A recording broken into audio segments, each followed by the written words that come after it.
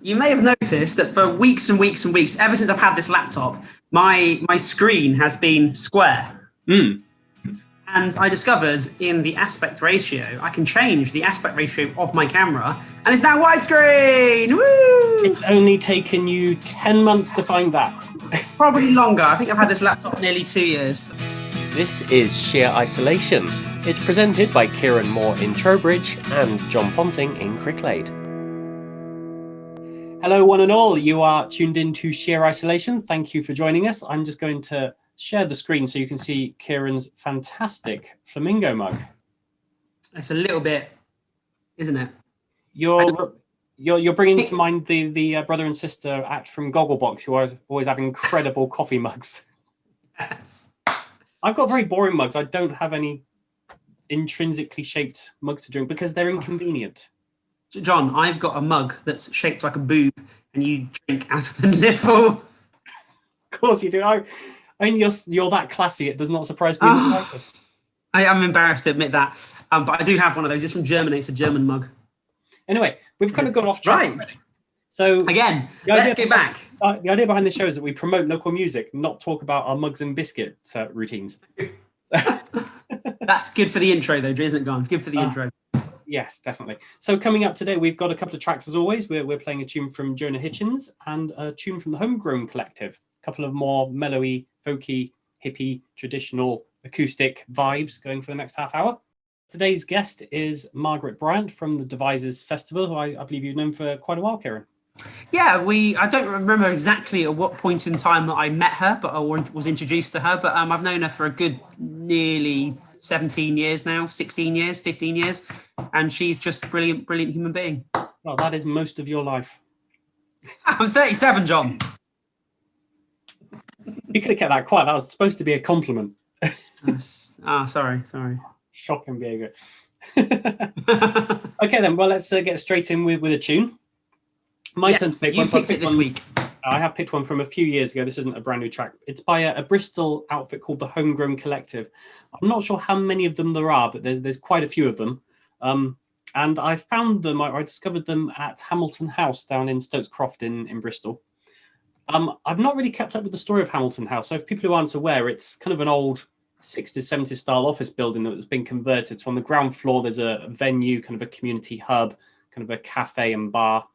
And then all the other floors are dedicated to local charities, local support groups. So it is a real key community hub in that area. But I know that it was bought out and the landlords were looking at closing it or selling it on or redeveloping it. And I'm not sure quite where they are in that phase, whether we've still got Hamilton House or whether it has gone now. We're going to have to investigate, aren't we? Yes. But anyway, I was there one night and I found this band, the Homegrown Collective. This particular track is called Wilder. And have a listen.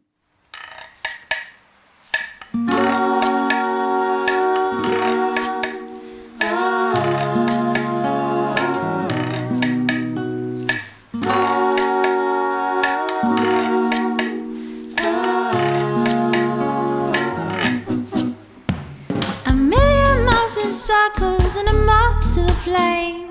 For you, love was always such a dangerous game. Always an open window and a closed door, and a heart that wouldn't wait no more. When you screamed out at the heavens and you walked out on your own and braved the path of the great unknown. When you relentlessly searched out what it means to be you. When you found your heart and it's found you. A heart that's grown wilder is totally free.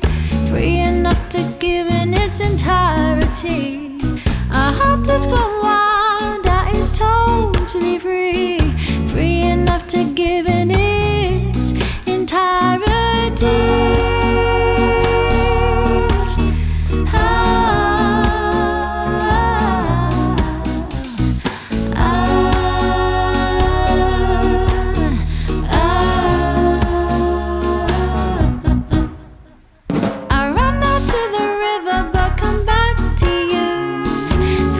To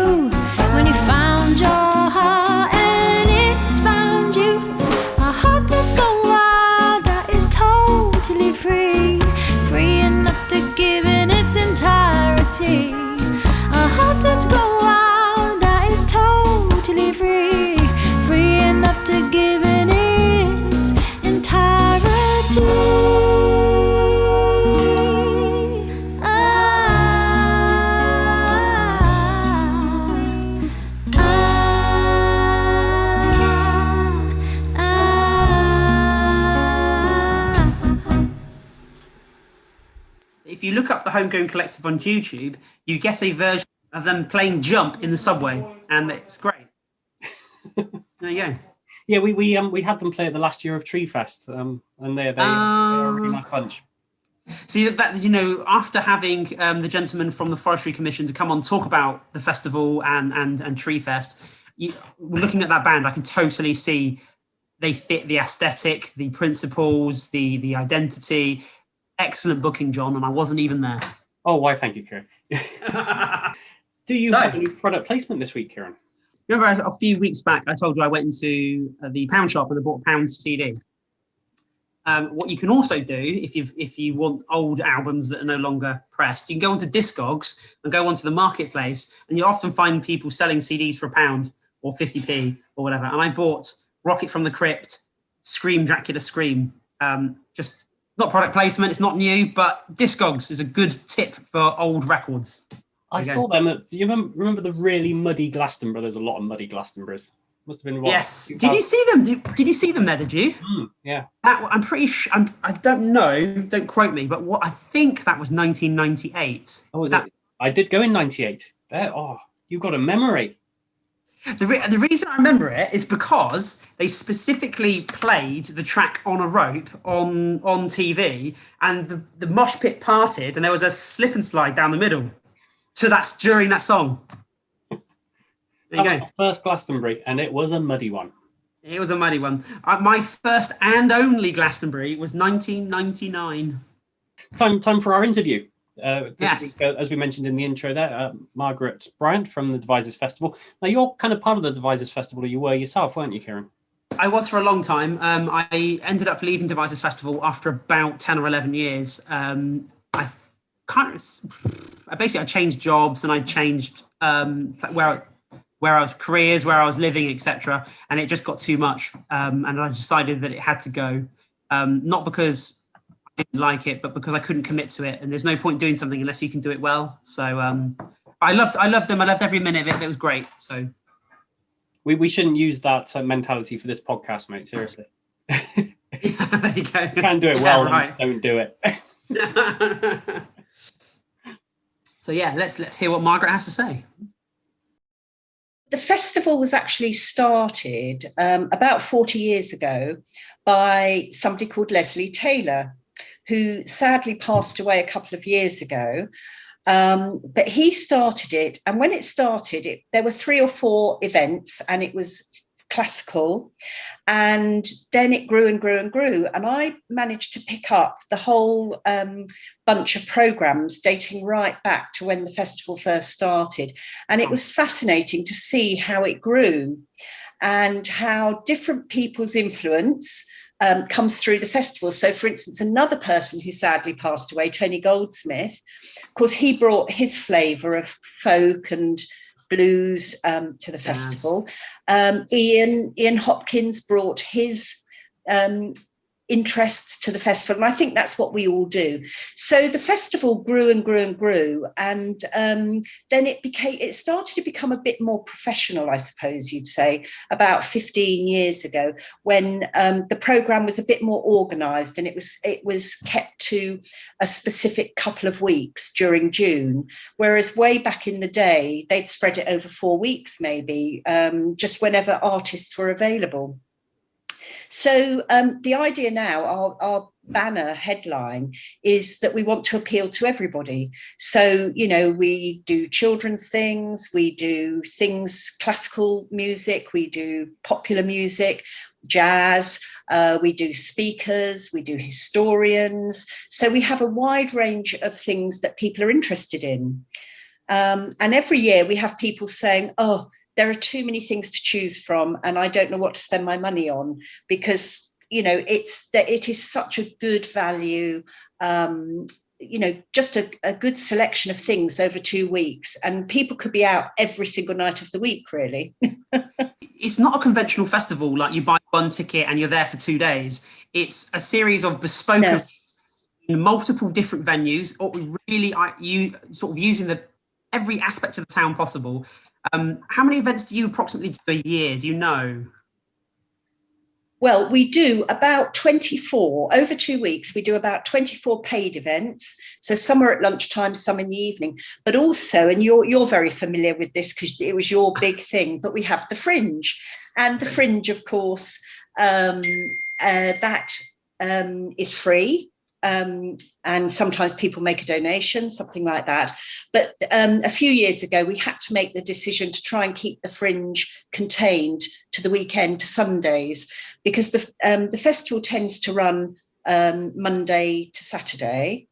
And then Sunday, we used to have a day off. But actually, we made the decision to have Fringe on a Sunday. So great things organised in pubs and venues around the town at lunchtime, in the evening, in the afternoon, poetry readings, music at places, So, there really is something for everyone. And what's lovely about the Fringe as well, as you just pointed out there, that it's free entry. So what that does, it becomes a leveller. Yes. If you are in town and you can't afford to go watch so-and-so, you can still engage with the festival and go watch something for free. So that's really lovely. Exactly. Now, it is. Yeah. Now, I actually credit Devizes Festival for a really significant part of my own development, because I came to the festival doing local music, doing local bands in pubs, all the kids, the teenagers. I started through Devizes Festival, through Devizes Festival, I discovered that actually listening to people talk about history was really fascinating. Watching one-man physical theatre performances was amazing. Watching comedy, poetry, and all of a sudden my vision went from being solely music to just going events. People are amazing. These under the banner of arts, we just do some incredible stuff. I do remember, Kieran, one thing that sticks out in my mind is the year we had Lucy Worsley, and you were just like idolised. I want to do the sound for Lucy. I really want to. And she was absolutely lovely, wasn't she? I was absolutely smitten because I secretly fancy her a little. And she's really passionate about. She's really knowledgeable about what she talks about, and she makes it interesting and engaging. Heart. So, from the years that you've been involved, what's your personal highlight or highlights? Yeah. More than one, I'm sure. Give us a couple of examples. One of the names that will go down in history for me is Anne Widdecombe, because, of course, she's a very controversial character. And we put her on the front of the programme, and people said that will either make people run away or it will attract them. Anyway, she did fill the Corn Exchange. And I remember sitting with her in her dressing room. And the first thing that happened was she sat on a chair and the chair collapsed. And she's a very small woman. Anyway, she was absolutely, whether or not you agree with her politics and some of the awful things she's done, she certainly is memorable. But I suppose the one that really sticks out in my mind forever, and it was mainly because it got people so excited, was the blues band. When the blues band came, don't know if you remember that, Paul Jones and the blues band. I remember that distinctly. Yeah, that was when the people of Devizes, I remember saying at the end of the concert, gosh, if they'd been children, they'd have had slapped legs, all those people in the audience, because people complained about it not being a seated event. We'd said that it was limited seating. So we had this great queue of people, and people claiming they had knee problems and hip problems and they needed a seat, and it was riotous. And then, of course, Paul Jones, who's well over 70, performed for 2 hours and up on stage dancing around, and actually people were dancing, and it really was one of the highlights for me. That's incredible. And actually, you've touched on something there with Anne Widdecombe, because the festival didn't shy away from having controversial characters. Because I can remember Howard Marks coming to the festival just not long before he died. Do you remember? Yeah. There was that. We had to kick a punter out because it all got a bit. Whoa. That's right. I remember. Yeah. No, it's always good to have a bit of controversy. You try to please everybody, but you can't please everybody all the time. And I love the festival because it's a bit like, my background as a teacher. The reason I loved teaching was every day is a different day. And that's what the festival is like. Every single event is different. People behave differently. Yeah. I remember Sebastian Fawkes, for instance, came and was talking about his books. And a few of the people who'd got their books signed went over to the Black Swan with him for drinks. And apparently they had to be thrown out. He drank so much beer. He loved 6X beer. Get out, you're too drunk. As you know, we've had to cancel 2020 and 2021 now, which is very sad because 2020, all our acts had agreed to come and perform in 2021. So it was a ready-made festival for us. But then, of course, we think now, moving on, that it will be a bit stale because we've got people like, for instance, Ed Balls was on the programme. And of course, he'd been on Strictly the year we booked him. What happened for 2020 was that we got as far as we printed all our brochures, 12,000 of them, at great expense. And obviously, they were all scrapped. And so we decided when 2020 had to be cancelled, we then thought, well, we could move some people to November because we often put on a November event. And so we asked a couple of people if they'd be happy to do November. And yes, they were happy to do that. So we were sort of aiming towards doing something in November. And then, of course, COVID continued and social distancing and venues closed and we weren't allowed to use any venues. So then we asked all our artists if they would move forward to 2021, which they all did. And they were really kind and helpful and understanding. But we made the decision, actually, we only made it last week. We made the decision that we couldn't perform this June, which is the 2 weeks we normally have our festival. So we decided we have to cancel this year's festival as well. Now, what we're doing is, again, we're looking at putting on potentially some virtual events, and we're also looking at maybe doing a mini festival in November. But the problem for us is that we've done a few surveys and people aren't that happy to pay for virtual events, and we're not sure we're going to get the audience from our friends and our audience. And a lot of feedback we've had is they see us as a live event, arts festival, if you like. It's got to be live. And so we've just gone out to friends and said, look, your subscription is due. We quite understand if you don't want to pay up this year because, obviously there's nothing much happening, but, we'd love if you would make a donation. And we've had a massive response and people just saying, no, I want to contribute. And we're looking forward to a festival whenever you can get it up and going again. Oh, that's amazing. That's where we are. Yeah. When do you start organising the festival? Because I think it's probably quite significant to imply or at least show people how much work goes into this, because it happens in June. Actually start organising it. Yeah. So we start as soon as the festival is over. We have a wash-up meeting where we look at anything that's gone well or everything that's gone well and things that perhaps need tweaking. And then we're straight into ideas. And the first meeting in September, we come with all our ideas. We have YouTube clips, we have names, we have the costings. We've often contacted people and said, how much are you going to cost? And then it starts. And of course, you've got to have contracts raised. There's so much work and the committee work incredibly hard. And nobody gets paid. It's all voluntary, isn't it? It's all voluntary. It's completely voluntary. Yeah, there's not a penny goes out to anybody. And in fact, even down to, if we have an end of year event where we all have our wash up meeting and then maybe a few drinks and a meal, we all pay for our own. So there's nothing there for us. But we do it because we love it. Well, there you go. I think that's a really excellent place to draw that to a close, Margaret. We normally... Lovely.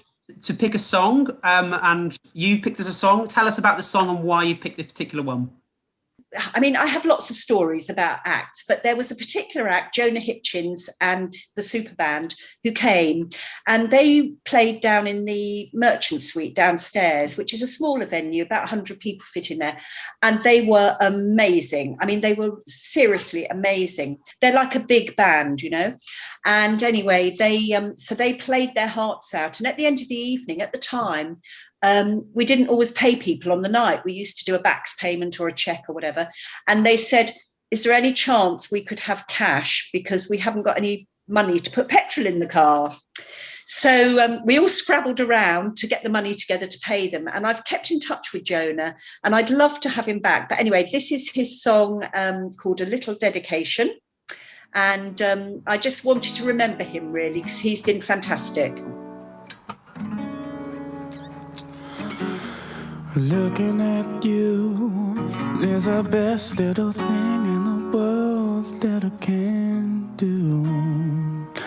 Especially when you look at me too. Just the way you walk and talk, and your eyes, they are gleaming, yeah. There are no describe the way I feel about you. When I hold your hand, I'll go la la la la. Nothing can go wrong, no. Yes, I know that I wanna feel this way forever, because you make me the happiest man in the world. Yeah, yeah, you deserve this song, because there's nothing wrong with a little dedication. No, you deserve this song, 'cause I wanna tell the world how much you mean. You deserve this song. You know there is nothing wrong with a little dedication. No, you deserve this song. Yeah.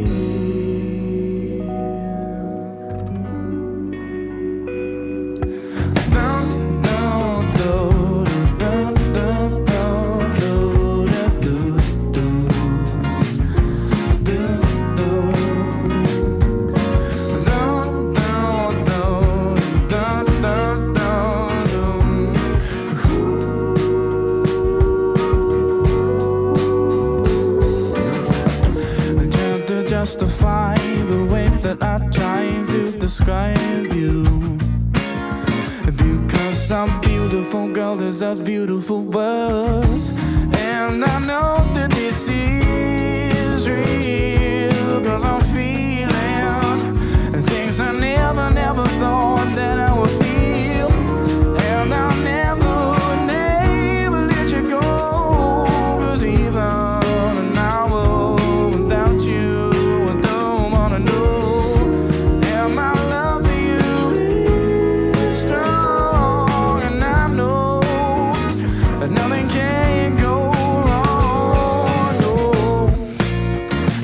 I know that I wanna feel this way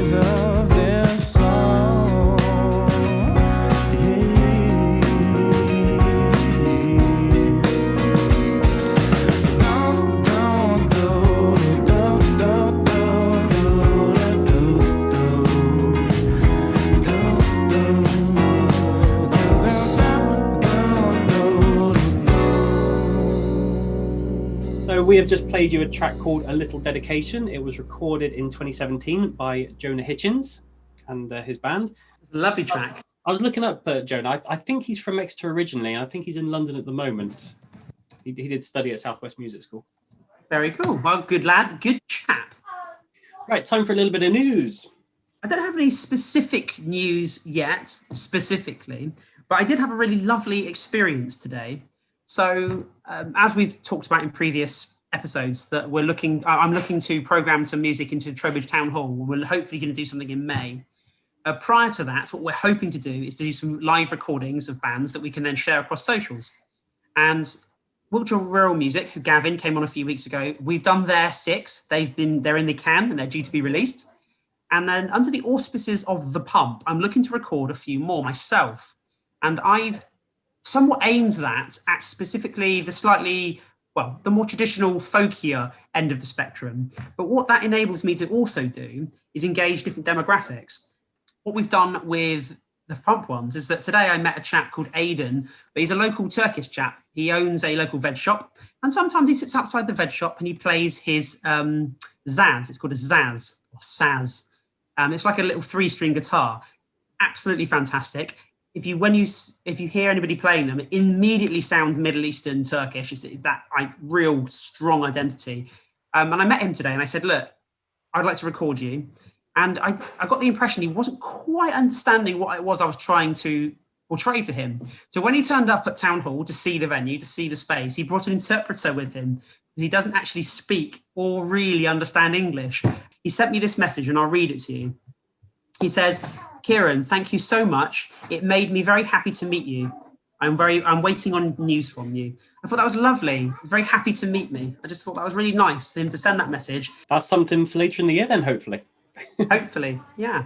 One of the articles I was reading about is that by July, they are hoping that the UK will be broadly back to normal, which is a positive sign for the later festivals of 21.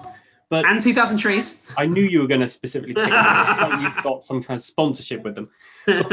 One thing I did notice about nightclubs is that they want to trial quick COVID testing. So before they let you into a nightclub, to have a 15-minute COVID test. I was wondering if that could be a gateway to opening festivals this year. The very first thing that came up as a result of that being announced, quick COVID test, is who's going to pay for them? Who's going to administer them? And how does that affect entry and exits? They've said it's potentially going to cost between £6 and £7 or £5 and £7, something like that, per test. Who's going to pay for that? Does the venue pay for that? Does the ticket holder pay for that? There's a really laughable news article where somebody says that's going to take the profit off the ticket. I'll tell you something now, every listener. No venue or promoter is earning £7 profit on a ticket. There you go. Just doesn't happen. And how do you do that to the people who started on the Prosecco at midday and then they're waiting to get into the nightclub 12 hours later? Well, exactly. It's quite it's almost like the people that suggested it don't run events. It's almost like the people who've suggested it haven't asked the people who run events what they think. It's a very valid point. Very valid. Oh, I know. We'll bloody just test them as they go in. They'll be fine. And it's only £7. They can pay for it. It'll be fine. Right. If you want to get in touch with us on the email, sheerisolation@gmail.com is where you want to go. So send us some tunes, send us some news. We always look out on that and feature tunes. Just throwing your pen across the room. I am rubbish at being distracted by you.